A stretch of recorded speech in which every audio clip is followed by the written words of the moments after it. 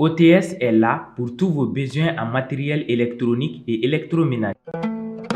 Sistra Technologies est une société de prestation de services et de commerce, évoluant dans le domaine des nouvelles technologies de l'information et de la communication, la fourniture de matériels biomédicaux, la bioinformatique. Pour tous vos besoins en librairie, papeterie, matériel informatique, appareils électroniques et divers, rendez-vous chez AKD Informatique. CJT vous est présenté par ESG, École supérieure de gestion. ESG, École supérieure de gestion, spécialisée dans la formation des métiers de la comptabilité et de la gestion d'entreprise.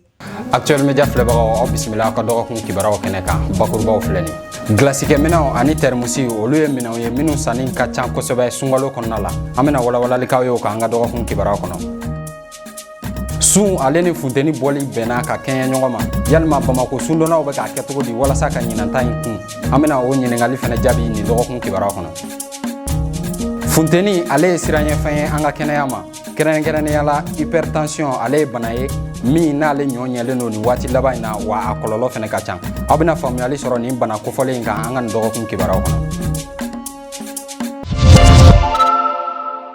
Actuel Media filɛbagaw aw bisimila ko kura ka dɔgɔkun kibaruyaw kɛnɛ kan i n'a fɔ an da sera a ma bakurubaw la cogo min na sunkalo ye waati ye min kɔnɔna la jagokɛlaw bɛ nafa caman sɔrɔ feerefɛn dɔw kunna na kɛrɛnkɛrɛnnenya la n'i y'a ta k'a lajɛ gilasikɛ minɛnw fo ka taa bila termusiw la olu ye fɛnw ye nin kalo in kɔnɔna la minnu sanni ɲɔɲɛlen no kosɛbɛ wa a bɛ kɛ sababu ye fɛn min ye nin feerekɛbaga ninnu ka se k'u bolo nɔ u ka tɔnɔw la yalima ɲinan ta sugu bɛ cogo di Fatumata Darame ale wulila ka don sugu kɔnɔ a ye min sɔrɔ an ka jako la ye. Sunkalo ye kalo kɛrɛnkɛrɛnnen ye jagokɛlaw bolo ka da kan sanni bɛ kɛ kosɛbɛ fɛnmisɛnnin feeretaw la glacière ni termosi sumanilen don kosɛbɛ sannikɛlaw bolo ka da kan u bɛ fɛn sumalen ni fɛn kalamaw mara ka ɲɛ. Muso kɔni nafaw b'a la ne bolo sisan ni solila ka wuli i n'a fɔ an bɛ sunkalo la sisan ni solila ka wuli sisan ni mago bɛ ji kalama la sisan hali ne dɔgɔnin fɛ o ko ale mago bɛ kankali la sisan i bɛ se ka kankaliba k'a kɔnɔ o la ni wulila sogo dun i bɛ se ka ji ta k'a a kalama dɔrɔn la i ka sogo dun a bɛ teliya bolo ni mago bɛ ji kalama hali filɛ ne bɛ to ka kankaliba de kɛ nin na sisan gilasi fɔ na nafa mo o ye gilasi de sisan n'i ye gilasi k'o la sisan nɔ a bɛ mɛn n'i y'a kɛ tasa kɔnɔ n'i y'a kɛ fɛn wɛrɛ kɔnɔ a tɛ mɛn. Sanni ni feere bɛ togo ji ɲina ni feerekɛla in ba da don sugu kɛcogo la k'a ɲɛfɔ an ye. An bɛ gilazɛriw feere an bɛ termisiw feere alhamdulilayi sanni ka suma sisan dɔɔnin parce que wari tɛ mɔgɔw kun salon ni ɲinan tɛ kelen ye salon sanni kun bɛ nka nin wagati sɛrilen don sisan ni sunkalo dɔgɔdara sisan mɔgɔ ye sanni daminɛ nka nin wagati la sanni ka sumaya ne sanni bɛ ka daga d'anw yɛrɛ la nka ne sanni tɛ kɛ dɔrɔn an yɛrɛ b'o yɔrɔ an ka minɛnw na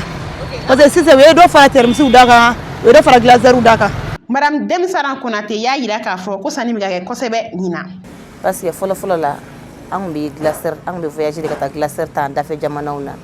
n'o ye Lomé ni Nigeria ninnu ye sisan nɔ embargo bɛ yen nɔ voyage ma nɔgɔn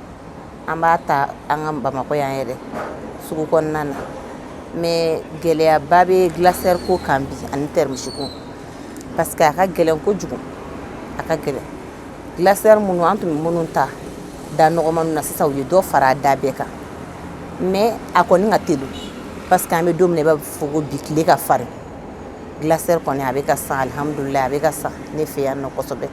i b'a san i bɛ 50 sɔrɔ a la i bɛ 100 sɔrɔ a la i bɛ teliya i bɛ taa dɔ ta i y'a ye mais min fana ye jikalanko termisi fana ta ye o fana bɛ ka san munna mɔgɔw b'o san parce que gaz ko man kelen don gaz tɛ yen nɔ n'a ma ɲa ko gaz tɛ yen nɔ an musolakaw yɛrɛ an bɛ soli ka wuli an bɛ jikalan kɛ termisi kɔnɔna na an b'an ka daraka suguriw dilan a la c'est pour cela que jikalan kɛ termisi fana bɛ ka marché i b'a fɔ k'an bɛ don min na i ko a fila bɛɛ bɛ ka san. Baraji ɲini kɔfɛ sunkalo ye jagokalo ye feerekɛlaw bolo hali n'a y'a sɔrɔ embargo b'an ka jamana kɔnɔ feerekɛlaw bɛ k'u dahirimɛ sɔrɔ kosɛbɛ. ɲinan sunkalo ale ni funteniba bɔli bɛnna ka bɛn ɲɔgɔn ma maliyɛn caman kɛlen don ka fɛɛrɛ dɔw bila sen kan walasa u bɛ se ka ɲinanta in kun cogo min na n'o dɔ ye ka ji kɛ farikolo kan kɛrɛnkɛrɛnnenya na u kunkolo Nana Kadija Kone ale bɛ walawalalikan y'a kan. ɲina sunkalo bɛnna ni funteni kurantigɛ banbali ani sunkalo tɛ taa fɛnmisɛnnin minnu kɔ olu sɔngɔ gɛlɛyali ye o hukumu kɔnɔ sun doni bɛ gɛlɛya kosɛbɛ walasa ka sun latɛmɛ sunkɛlaw bolo caman ye fɛɛrɛw sigi sen kan n'o ye ka ji k'i kunkolo kan ka fugulanw ɲigi k'i ko walima ka sunɔgɔ nin bɛɛ kɛ kun ye walasa ka sunkalo heure 13 tɛmɛ nɔgɔya la. Bon souvent ne kɔni ne taara an ka baarayɔrɔ la ne mana an ka sɔgɔmadafɛ baaraw kɛ i n'a fɔ mobili ko ani fɛn baaramisɛnmaninw quoi du kɔnɔ donc ni ne y'olu kɛ donc n bɛ se ka ji dɔɔni bɔ n yɛrɛ kan ni ye ji bɔ n yɛrɛ kan ni ye sunɔgɔ sɔrɔ o temps kɔnɔ taa ni fo k'a daminɛ 11h ka taa bila 14h la ni ye sunɔgɔ sɔrɔ o la n bɛ wuli k'an seli donc ni selila n bɛ tila ka taa ji bɔ n yɛrɛ kan tuguni donc ka na n sigi nɔ la donc n bɛ se ka sunɔgɔ sɔrɔ ni n sera ka sunɔgɔ sɔrɔ o temps fɛnɛ kɔnɔ ka taa lan sɔrɔ a la donc o fɛnɛ bɛ diya n ye o de bɛ ne lafiya quoi o de ye ne ka plaisir ye quoi sin digira ne la cogo o cogo donc ni ne ye sunɔgɔ sɔrɔ donc o bɛ ne lafiya quoi bon vraiment n tɛ parce que sun bɛ digi ne la cogo min na n tɛ se ka wurudi yɛrɛ wurudi temps yɛrɛ tɛ n bolo quoi parce que a bɛ jouer n kan quoi sun bɛ jouer n kan cogo min na n tɛ se o la i m'a ye donc ni sun tigɛra su fɛ an bɛ bɛn n'an ka wurudi ye ni nafila seliw kɛra donc an bɛ bɛn ni wurudi tɔw ye. Bon ni sun digira ne na n bɛ ji de kɛ n kan quoi wagati bɛɛ bon n bɛ se ka ji kɛ n kan n bɛ palan fa kan ko n'o ma bɔ n bɛ ji ta k'a kɛ manaba kɔnɔ u b'a fɔ ko sabalan kɔnɔ mana k'an sigi o kɔnɔ bon o bɛ n lafiya quoi ne kɔni bɛ ji kɛ n kan wagati bɛɛ fo ka taa se wula sera ni wula sera n b'a to yen bon tile ka farin sunkaro nin na vraiment mais jamana gɛlɛyalen don dɔɔni quoi mais f'u k'a lajɛ jamana ɲɛmɔgɔ ninnu u k'a lajɛ u ka to ka ko nɔgɔya an bolo dɔɔni an ka sunkaro n'an ka fɛnw a bɛɛ gɛlɛyalen don bon sunkaro mana se baara jɔlen don n'an bɛ sun na sun mana tigɛ min k'an ka sun tigɛ o bɛɛ gɛlɛyalen don boisson ni fɛn ninnu a bɛɛ gɛlɛyalen don bon o de bɛ k'an sɛgɛn dɔɔni quoi sinon sun yɛrɛ tɛ problème ye o mais ni e bɛ kan ka fɛn mun san n'i y'o sɔrɔ da ɲɔgɔn na o fana bɛ nɔgɔya o. bon ni sun digira ne la sun tɛ digi na tile de bɛ ni tile farinya dɔrɔn souvent n'a digira n kunkolo la dɔrɔn n bɛ jisuma kɛ n kun na quoi dɔrɔn ka kalan tile fana ka farin quoi o de y'a to n ye n jɔ justement ni jisuma dɔ san n b'a kɛ ɲɛda la a banna ani ka kɛ n tɛgɛ ninnu na donc a bɛ wagatinin dɔ latɛmɛ quoi tu vois a bɛ nafa ɲɛna a bɛ komi ni sigilen bɛ clim kɔrɔ quoi i m'a faamuya bon sumayani min bɛ ni farikolo la donc a bɛ wagatinin dɔ latɛmɛ i kan bon n bɛ min kɛ souvent kelen ou bien fila bon minnu conseil min bɛ ne bolo k'a lase u ma parce que tile filɛ tile yɛrɛ fana tile ma ɲi mɔgɔ jeli ma quoi a bɛ mɔgɔ jeli yɛlɛ bon u ka ni chapeau tɛ min bolo u ka fugulan lajɛ ka fugulan don i kunna ou bien juste ka i kunkolo ɲigin dɔɔni quoi pour que jeli kana se ka yɛlɛ i farikolo la parce que hali ni choc dɔɔni sɔrɔ o bɛ se ka kɛ i jeli bɛ bɔ direct. hakilila jiginna sunkalo jɔyɔrɔ ka bon silamɛya kɔnɔ walasa ka sun don ni tile farima in kɔrɔ fɛɛrɛ sugu bɛɛ latigɛlen don jango sifinnakaw fɛ ni wagati laban ninnu na faba tile bɛ yɛlɛ fo degere 42 hali n'o y'a sɔrɔ météo y'a yira ko san bɛ se ka na yɔrɔ dɔw la san n'o cɛ fɛɛrɛ fɛn bɛ se ka kɛ ka sun latɛmɛ o bɛɛ ka ɲi. hali bi sunkalo kunkanko kibaruyaw la ni sunkalo waati sera ɲɔgɔn sama bɛ caya da la dumunifɛn dɔw nɔfɛ i n'a fɔ furufuru hakaja a kɛra malo furufuru ye walima ɲɔ ta wa ni dumuni kofɔlen yɛrɛ ma ka di ni suntigɛ waatiw de sera nka ɲinanta ni santɔw ma kɛɲɛ jɛnɛba siribe ale bɛ walawalalikan y'a kan. sunkalo ye waati ye waati min na ŋɔmi feerelaw ani furufuru feerelaw bɛ nafa sɔrɔ nka ka dan tulu ɲɔ malo ani farini sɔngɔ yɛlɛnni kan feerelikɛla dɔw y'u ka don. naani a san duurunan bɛ se ka sunkalo kun duurunan bɛ se ka kɛ tulu ka gɛlɛ sukaro ka gɛlɛ farini ka gɛlɛ lɔgɔ yɛrɛ fana ka gɛlɛ an bɛ nafa min sɔrɔ a la fɔlɔ la an t'o sɔrɔ a la bilen wagati ka gɛlɛ tiɲɛ ni kɔni an ka tiɲɛ fɔ jamana ka gɛlɛyalen don an t'a dɔn an bɛna min kɛ cogo si t'an bolo an kɔni an b'a kɛ dɔrɔn pour que an kana sigi so kɔnɔ n'o tɛ a nafa dɔgɔyara. Segu Silibe ka fɔ la furufuru y'ale ka ɲɛnamaya dɔ de sabula a ɲɛ yɛlɛnna ka bato furufuru feere de la. ne yɛrɛ mɔmuso in n bɛna n balimamuso dɛmɛ a ka baara la parce que fɔlɔ i tun bɛ se k'a fɔ k'i bɛ ko dɔw k'a la mais bi o tɛ se ka kɛ u bɛ k'a fɔ mais n'i yɛrɛ y'a ɲɛf'u ɲɛna u yɛrɛ fana b'a faamu parce que u b'a san yan san caman u tun b'a san an baw bolo ka tɛmɛ bon bi bi in na olu bɛ tiɲɛ so. ala n'o yɛrɛ kama i se k'a fɔ k'i yɛrɛ b'a kun kɛ cogo sugu la k'a di mɔgɔw ma. Usman Keita o y'a yira n'a ka fɔ fɔlɔ ale tun bɛ furufuru 100 de san nka an bɛ don min na ko bi n'ale ma 200 la san a t'ale n'a ka denbaya bɔ. n nana furufuru san n nana kɛ suntɛgɛ ye ne danfara min sɔrɔ a la sukaro t'a la bɔ sisan kosɛbɛ bon furufuru a fɔlɔ la n b'a san u tun bɛ quantité min di yan n t'o sɔrɔ parce que sabu ne tun bɛ da 100 ma mais na ne bɛ 200 de san sisan. bon ni nana n'o ye bon furutigi yɛrɛ explication di ma parce que u b'a fɔ ko tulu ka gɛlɛn sukaro ka gɛlɛn farini ka gɛlɛn saɲɔ ka gɛlɛn bon n b'a dɔn o de nana n'a ye. ni fɛn kelen bɛ maliyɛnw bɛɛ bɛnnen bɛ fɛn min kan o de k'a fɔ waati ka gɛlɛn wa gɛlɛya in bɛ yɔrɔ bɛɛ de la jango furufuru feerelaw ani ŋɔmi feerelaw kan ni sunkalo in kɔnɔ. Kɛnɛya kunkanko kibaruyaw la tension yɛlɛnta ale ye bana ye min na joli bolita joli siraw fɛ o ka teli kosɛbɛ wa nin bana kofɔlen in yɛrɛ fanga bɛ bonya ni funteni barika bonyana waati min na wa a bɛ se ka kɛ kɔlɔlɔ caman ye min bɛ ɲɛsin a banabaatɔw ma walasa ka faamuyali sɔrɔ nin bana in kan Dr Abdulaye Sidibe n'ale bɛ baara kɛ Gabriel Touré la ale bɛna walawalali k'an y'a kan a tun bɛ Aminata Igirek Kulibali ka kuma galama la. N'a fɔra ko tension mɔgɔw b'a fɔ ko tension mais a tɛ fɔ ko tension a fɔ ko hypertension.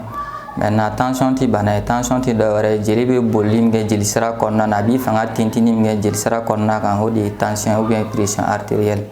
Maintenant ni jeli bolitɔ jeli sira kɔnɔna na n'a y'i fanga tintin jeli sira kan kosɛbɛ donc o wagati de la an b'a fɔ ko hypertension walima tension yɛlɛbana. Tension yɛlɛbana taamasiyɛn ka ca kosɛbɛ bon bana min don a dɔɔni ka nɔgɔn a bɛ dɔn cogo di ko tension yɛlɛbana bɛ mɔgɔ la a bɛ na ni taamasiyɛn jumɛn o fɔlɔ ye min ye o ye kunkolodimi ye i b'a sɔrɔ wagati caman na a tigilamɔgɔ kunkolo b'a dimi wa kunkolodimi ka ca kosɛbɛ sɔgɔmada fɛ mais o t'a bali k'a fɔ ko ni i kunkolo bɛ k'i dimi tile wagati tɔ la k'o ti tension ye mais sɔgɔmada ta de ka ca kosɛbɛ kunkolodimi tɛmɛnen kɔfɛ taamasiyɛn wɛrɛ min bɛ se ka na o ye mankan bɔli a tigilamɔgɔ tulo kɔnɔna na donc a bɛ kɛ wagati bɛɛ i b'a fɔ komi fɛn ɲɛnamani bɛ i tulo kɔnɔna na donc min bɛ ka to ka lamaga o tɛmɛnen kɔfɛ i b'a sɔrɔ a tigilamɔgɔ bɛ ɲanamini bɛ don a kunna wagati bɛɛ n'a wulila k'i jɔ walima hali n'a sigilen don donc a bɛ ɲanamini donc o bɛɛ lajɛlen tɛmɛnen kɔfɛ ka bɔ yen i b'a ye a tigilamɔgɔ nun bɛ se ka ci wagati ni wagati walima a bɛ i b'a fɔ komi fɛn ɲanamani bɛ ka to ka tɛmɛ a ɲɛkɔrɔ. Fɛn caman bɛ yen min bɛ se ka tension nali la teliya mɔgɔ la tubabukan na an b'a fɔ ma ou bien dɔgɔtɔrɔkan na an b'a fɔ ma ko facteur favorisant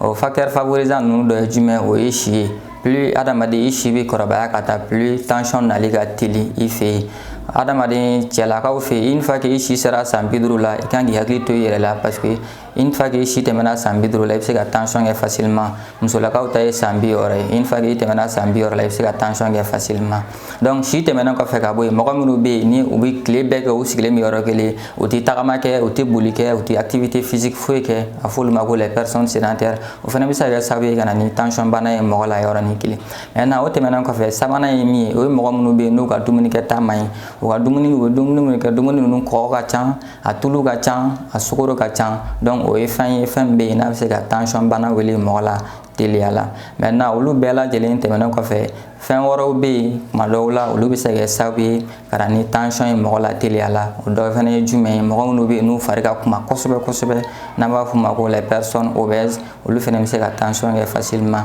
walima mɔgɔ minnu bɛ yen n'u somɔgɔ dɔ ye tension bagatɔ ye i fakɛ ye tension bagatɔ ye walima i bamuso ye tension bagatɔ ou bien a b'a ka du kɔnɔna na donc o fana ye situation ye min bɛ se ka kɛ sababu ye ka tension wele mɔgɔ la donc an b'a fɔ ninnu de ma ko facteur favorisant mais ninnu tɛmɛnen kɔfɛ fɛn wɛrɛw bɛ se ka kɛ sababu ye ka na n'a ye bana kɛrɛnkɛrɛnnenw bɛ se ka kɛ sababu ye ka na n'a ye donc an b'a fɔ olu ma ko causes o bana dɔ ye jumɛn ye o ye yɛrɛ banaw ye adamadenw an sugunɛ bɛ dilan yɔrɔ min na o ye yɛrɛ ye ale de bɛ jeli sɛnsɛn ka nɔgɔ bɛɛ bɔ a la donc banaw bɛ bana la ni o ye o yɛrɛ in sɔrɔ o bɛ se ka kɛ sababu ye ka na ni tension ye donc o tɛmɛnen kɔfɛ garisɛgɛ musolakaw fɛ yen fɛnɛ une fois que i ye garisɛgɛ sɔrɔ o bɛ se ka kɛ sababu ye ka na ni tension ye walima furaw bɛ fura la olu tali fɛnɛ bɛ se ka kɛ sababu ye ka na ni tension ye an na en temps réel tension ni funtɛni ni ɲɔgɔn cɛ relation dɔɔni b'u ni ɲɔgɔn cɛ parce que n'a y'a ɲɛfɔ n ka kuma kɔnɔna na n ko tension tɛ dɔwɛrɛ ye jeli bolitɔ jeli sira kɔnɔna na a b'i fanga tintini min kɛ jeli sira kan n'o fanga in bonya n'a ka dama tɛmɛ a fɔ de ma ko hypertension mais n'an bɛ wagati min na ko sisan an bɛ funtɛni wagati la donc funtɛni wagati ye wagati ye jeli sira minnu bɛ adamaden farikolo la jeli sira ninnu bɛ bonya kojugu u bɛ waga kojugu donc ni jeli sira wagara généralement i b'a sɔrɔ jeli bɛ boli a fɛrɛ ma a tɛ fanga bɛrɛ tintin jeli sira kɔnɔna kan donc nin wagati ye wagati normalement tension bagatɔ fɛ yen i b'a sɔrɔ a ka tension kan ka jigin normalement mais pas dans tous les cas dɔw fɛ yen i bɛ se ka taa sɔrɔ olu k'olu ka tension ka jigin u ka tension bɛ yɛlɛn pourquoi u ka tension bɛ yɛlɛn parce que i b'a sɔrɔ an bɛ wagati min na tellement que funtɛni bɛ yen i b'a sɔrɔ adamaden tɛ se ka lafiya i tɛ sunɔgɔ ka ɲɛ i bɛ wagati dɔɔni kɛ sunɔgɔ la i bɛ wuli donc o fɛn wagati dɔw la a bɛ farikolo degun dɔɔni donc o degun bɛ se ka kɛ sababu ye kuma dɔw la ka na ni an ka tension yɛlɛnni u kan k'u hakili to u ka dumunikɛtaw la u ka dumunikɛta ni mɔgɔ tɔw ka dumunikɛta man ka kɛ kelen ye u ka dumunikɛta kɔgɔ man ka caya a sukaro man ka caya a tulu man ka caya filanan ye min ye olu kan ka sigiyɔrɔ kelen u kan k'o éviter wagati bɛɛ u sigilen b'u nɔ na u kan k'o éviter sabanan ye min ye u n'a sɔrɔ u fari ka kuma kosɛbɛ ka dama tɛmɛ u kan ka fɛɛrɛ bɛɛ lajɛlen kɛ pour que u fari ka se ka poids perdu kosɛbɛ. walasa ka nin dɔgɔkun kibaruyaw kuncɛ Mamadu Bilali Kulubali bɛna ɲɛfɔli kan ye jamana kɔnɔna kibaruya tɔw ani kɔkantaw la teliya la.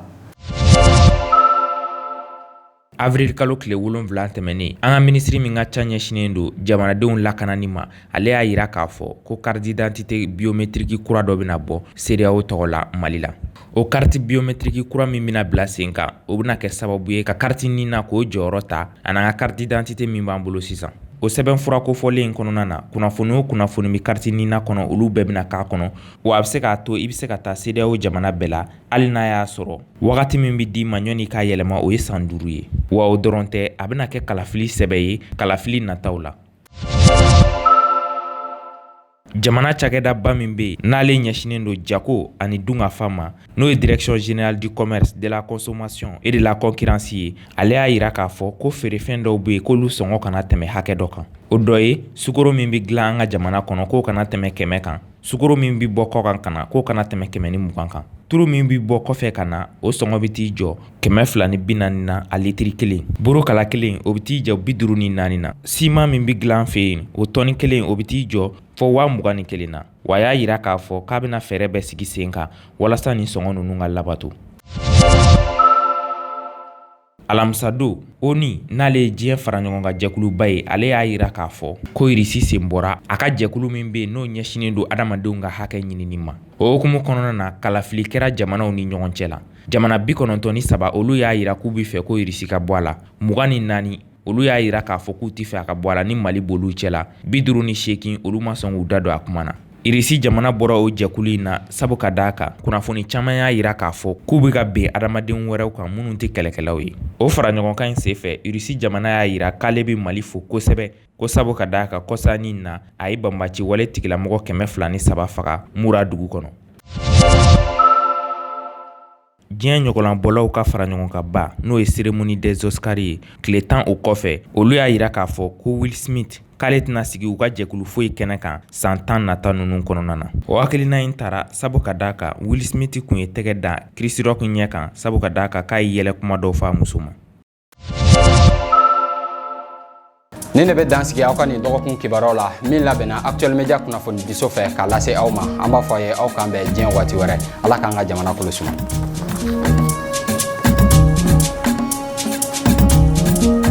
CJT vous a été présenté par ESG, École supérieure de gestion. ESG, École supérieure de gestion, spécialisée dans la formation des métiers de la comptabilité et de la gestion d'entreprise.